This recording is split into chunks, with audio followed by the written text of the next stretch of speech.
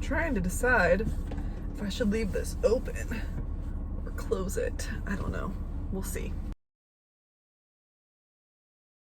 Hi everyone, my name is Lindsay. Welcome back to my channel. I am recording in my car again because I sit in line for pickup a lot during the week. So here I am. So today I want to talk about 5 ways to stay motivated when you're paying off debt. We have been technically paying off debt for like 8 years, our whole marriage. So basically we were Dave-ish. We did not follow the plan all the way. We kept going back into debt. I think in December of 2018 we had almost $9,000 in credit card debt, $13,000 on a car, and if I remember correctly, 18 or 19 on the vehicle that I'm currently sitting in. We always were going down, like trending downward, but I felt like we were never making progress. So this November 25th, 2020, I'm like, we're not doing Dave-ish anymore. Like, we are going full-fledged Dave Ramsey. Like, we've drank the Kool-Aid. We're just gonna knock this out. And as it stands right now, we should be debt-free by June, maybe sooner, kind of depends. So we're going really quick this time. But if you have a lot of debt, I guess it could become discouraging. And even with something that's only going to take us 7 or 8 months, it is kind of hard because you want to spend money and you want to do things, or just waiting for that delayed gratification can be really hard. That's why we follow the debt snowball, because you get that not instant, but you get more instant gratification than you would with like the avalanche. So the first way we stay motivated to pay off debt is we use visuals. I know some people print out trackers, some people post things on their fridge. We just use the Baby Steps app. And I will see, I don't know if I can do this or not, I'll see if I can like link a screenshot of the Baby Steps app. I don't even know if I can do that or not, but we'll find out. Anyway, so we use the Baby Steps app, and it's really cool. Whenever you pay off something or send a payment, you can enter it in the Baby Steps app, and it lets you drag the snowball to crush your debt. And then it tells you how much you have left, and you can kind of play around with the app, and depending on how much extra you can throw at your debt each month, it'll tell you how quickly you're going to be out of debt. Right now, our app is telling us October of this year, but we're getting the stimulus check now. That's been already approved. So next week we should have the stimulus. So it's looking more like June. So you can use, you can draw your own graph. I know Living on a Dime said that when they were getting out of debt in like the 90s, they used a graph that they drew. Debt-free charts, I think, has free printables. We just use the Baby Steps app. Number two, I would say the biggest way to stay motivated to pay off debt is to know the end game. So there are things that I want every single day. Obviously, like, I want a million different things.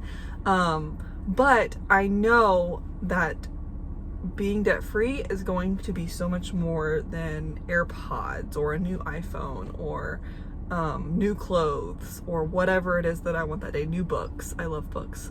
I know that the end game is going to be better than anything I could purchase online or in the store. So I just keep the end game in mind, and that number has gone down so much since November. So we started at like 19 something and we're down to 9.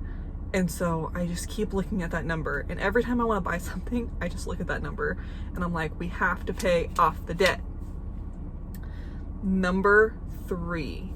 So, way we stay motivated to pay off debt. We're switching jobs next year. Potentially, probably. And nothing will light a fire under you quite like not knowing what your income's gonna be, where you're gonna live. And so that really put the fire under us. Whereas before we were just kind of like bebopping around like, oh, we're kind of doing Dave, we're kind of not, we're kind of just doing our own thing. Ooh, look at this iPhone. Let's go get brand new iPhones every year.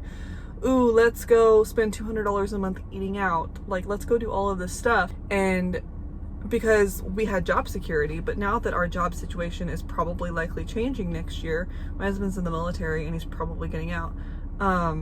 you know, we were like, we have to be debt free because we have to have some savings when we get out. And not only do we have to be debt free, like we need to be debt free in enough time to have a solid emergency fund. So that's something that motivates us to pay off debt, is knowing that life is going to change. It's not a matter of if, it's a matter of when.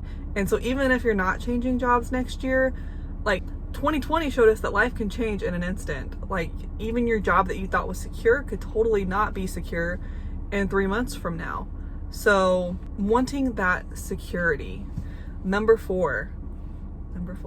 So there is a million videos on YouTube about why Dave Ramsey's $1,000 is not enough. And I've watched them, and I actually like the people that put out these videos. But we keep it at $1,000. Now we do have sinking funds, which if you watch my reviews, my month reviews for every dollar, which I will try to link, I don't even know what site it's on. But if you watch them, then you'll know that we keep sinking funds, but we keep our emergency fund at $1,000. And Dave talks about how that, like, that's supposed to make you feel uncomfortable, and that's supposed to make you feel uneasy, because it's not enough. It's not enough for a major emergency. And so looking at that balance and being like, oh, I wish that was like 4,000, 5,000, 10,000. Like I wish that was more. And it's like, okay, well, it can be more once you pay off the debt. So get going. And so I just keep it in the back of my mind, like, once we get this debt paid off, I can have a large savings account, which Rachel Cruz also talks about how women really like that security of it. Like she has an emergency fund to her emergency fund. And so just knowing that the sooner we get to pay off this debt, the sooner we get a larger emergency fund. And that's huge for me. That is a real motivation for me, is I want a large emergency fund, because I will feel so much better knowing that if the car breaks down, or if our job changes, or if our dog needs to go to the vet because he's getting old, we're not going to be stressed out about how we're going to pay for something without going back into debt. And number 5, watch Dave Ramsey. I know, that's original, right? I will tell you though, his videos are so inspiring. And honestly, when I want to change the baby steps, like when I'm like, oh, maybe I'll just put, you know, an extra 1,000 or 2,000 in the sinking funds, or not sinking funds. Maybe I'll just put an extra 1,000 or 2,000 in the emergency fund. Like, who's gonna know? Well, first of all, YouTube would know, and I'm sure somebody would call me out on it. And 2, I'm not doing Dave-ish. Like, that's what I remind myself. Like, we did Dave-ish for so long, and it did not work. And so whenever I want to change the baby steps, whenever I want to veer off the plan, I just go back to his YouTube and I listen to callers that he's like, well, you can do your plan or you can do my plan, but this is my plan. So if you're not doing this, you're doing your own plan. So I don't know why you're calling me. So I watch Dave Ramsey. My favorites are his rants. So I think he has a whole playlist on YouTube for his rants. I love Dave Ramsey rants. I love just watching the Dave Ramsey show.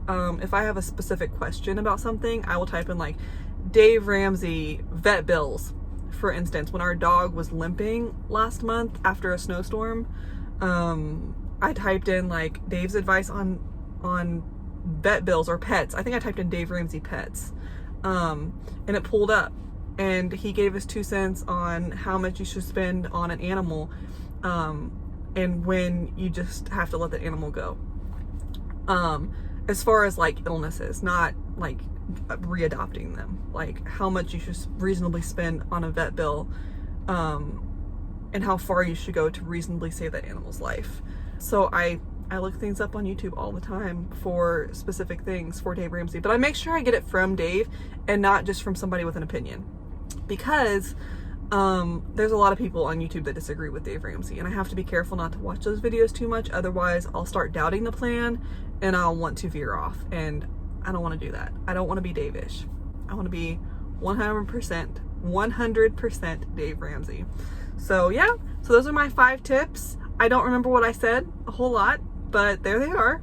And I will see you in the next video, probably where I tell you how we paid off our car in March. Not this car, my husband's car, because it was next on our snowball. this is the last thing on our snowball, and I think we're sitting at $9,633. I'm not sure. If I link the screenshot or show the screenshot up here, then you'll know how much we have left on this car. But yeah, thanks for watching. Don't forget to subscribe because I need more subscribers. Subscribe, like, comment, whatever you want to do. Let me know what baby step you're on. Let me know if you use Dave Ramsey or if you use something else. Let me know what budgeting app you use. And let me know how much debt you have left to pay off and when you think your debt-free date is. So I will see you in the next video. Bye.